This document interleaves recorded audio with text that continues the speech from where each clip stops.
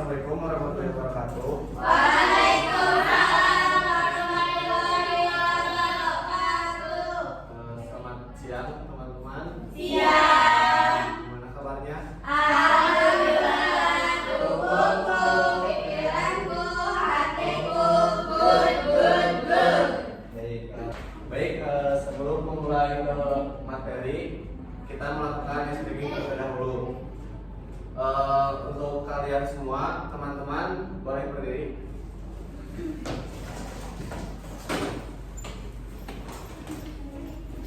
Nah, jadi untuk ice breakingnya itu, kalau saya bilang satu, kalian pegang pundak temannya dengan bilang oi.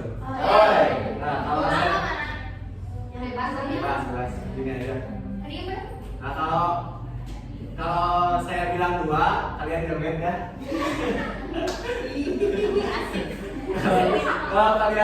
Kalau saya bilang tiga, kalian gini, oi. Gitu. Siap? Ngerti? Mulai ya. Kalau coba dulu aja. Satu, dua.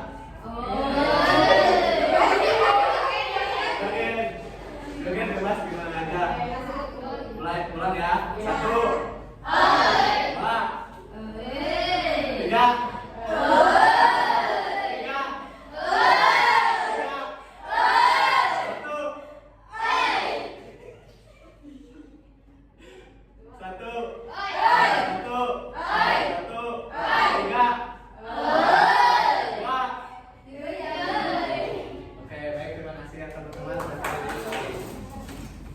Nah, untuk selanjutnya itu materi ya.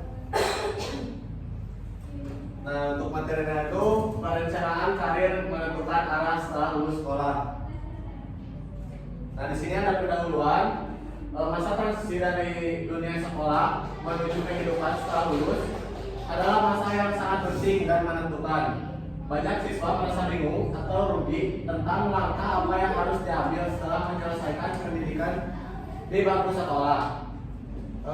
Apakah langsung bekerja, melanjutkan kuliah, memulai usaha, atau memilih jalur lain? Disinilah pentingnya perencanaan karir. Dengan perencanaan yang tepat, siswa hanya bisa lebih menghadapi masa depan, tetapi juga dapat menjalani proses pembelajaran dengan lebih terarah dan bermakna. Perencanaan karir membantu seseorang memahami siapa dirinya, apa yang ingin dicapai, dan bagaimana mencapainya.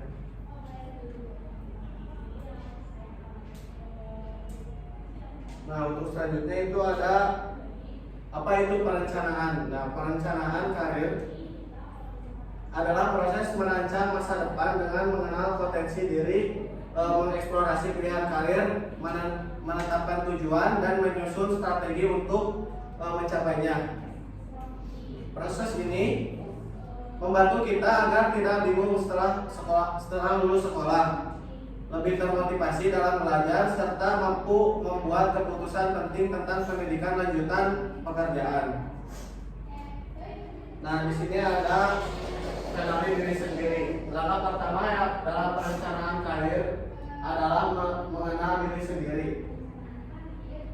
Nah, ini mencakup pada minat, bakat, nilai-nilai hidup, kepribadian. Nah, untuk minat itu seperti menanyakan apa yang kamu sukai dan ingin kamu pelajari lebih dalam. Untuk bakatnya, kemampuan apa yang kamu miliki secara alami atau hasil dari latihan. Terus, untuk nilai-nilai hidup, apakah kamu ingin pekerjaan yang memberi dampak sosial atau memberikan penghasilan tinggi? Kamu bisa menggunakan tes minat bakat disukai dengan guru BK atau merefleksi pribadi untuk mencari tahu minat bakat dalam proses ini.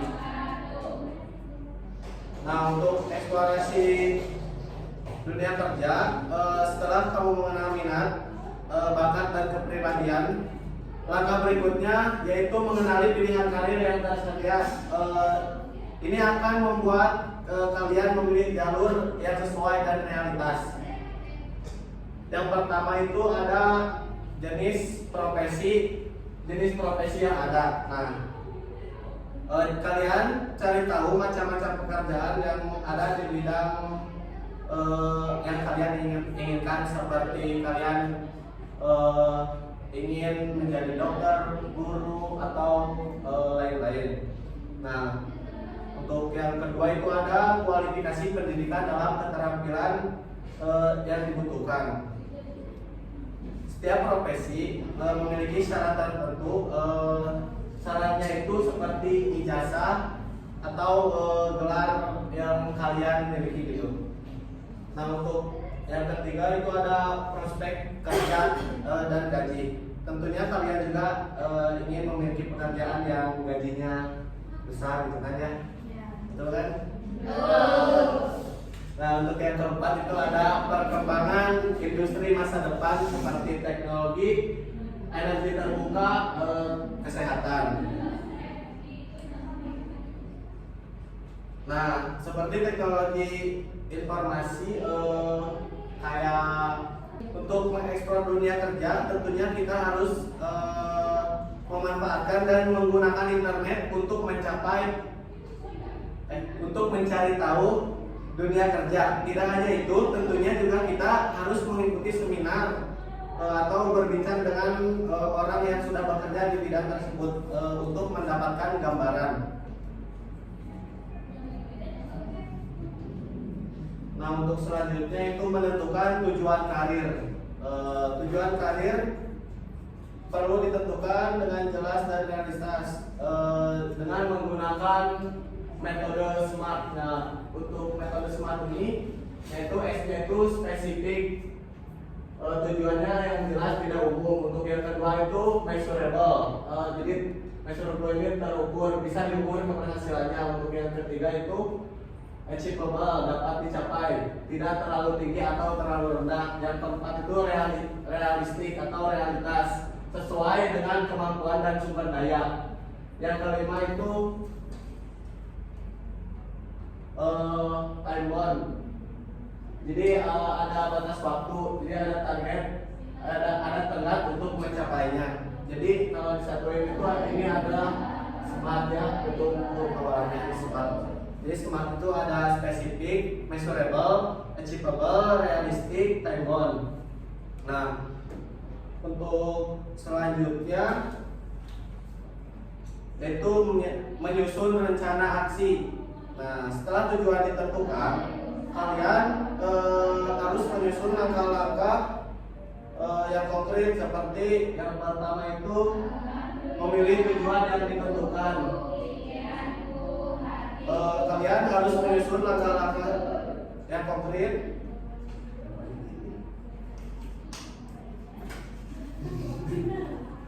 Untuk selanjutnya itu menyusun rencana aksi.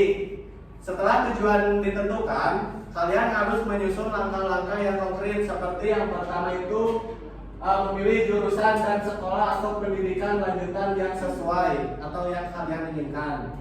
Nah, yang kedua itu mengikuti organisasi pelatihan atau kursus keterampilan. Yang ketiga membangun jaringan atau networking dengan orang-orang dari bidang yang diminati. Yang keempat mempersiapkan portofolio pengalaman magang atau proyek pribadi. Nah, rencana ini bisa disusun sebagai untuk daftar kegiatan dan target waktu ya. Untuk selanjutnya itu ada evaluasi dan adaptasi. Nah, rencana yang kalian buat bukan sesuatu yang kaku. Evaluasi secara berkala. Yang pertama itu apakah tujuan masih sesuai? Nah, maksudnya apakah kamu masih ingin mencapai tujuan itu? Kadang setelah mencoba atau belajar lebih jauh, kalian sadar bahwa tujuan awal itu tidak lagi menarik atau sesuai, maka kalian boleh mengubah tujuan ke arah yang lebih cocok. Nah, untuk yang kedua itu apakah ada hambatan baru? Nah, apakah ada masalah atau halangan yang membuatmu sulit untuk mencapai tujuan? Contohnya seperti biaya pendidikan yang terlalu mahal sehingga nilai ujian yang belum memenuhi syarat atau waktu yang terbatas. Jika ada hambatan, kalian bisa mencari solusi yang menyesuaikan rencana. Nah, yang ketiga itu ada apakah strategi perlu diubah? Nah, cara yang kalian tempuh untuk mencapai tujuan mungkin perlu disesuaikan. Nah, misalnya jika kalian gagal dalam seleksi masuk, misalkan pengen masuk kampus yang diminati ya, kalian bisa memilih kampus yang setara atau mengambil kursus untuk memperkuat kemampuan. Jadi intinya tidak masalah jika kalian harus mengubah arah. Yang paling penting adalah kalian harus terus belajar, berkembang, dan tetap bergerak untuk menuju masa depan yang lebih baik. Nah, untuk selanjutnya itu ada peran lingkungan sekitar. Nah, lingkungan sosial sangat mempengaruhi proses perencanaan karir. Kalian bisa mendapatkan dukungan, motivasi, masukan dari orang tua dan keluarga, guru dan konselor sekolah, teman sebaya, atau mentor profesional atau alumni. Nah, kalian jangan ragu untuk menanyakan dan mendiskusikan atau meminta bantuan dalam merencanakan masa depan kalian. Mungkin dicukupkan sekian dari saya.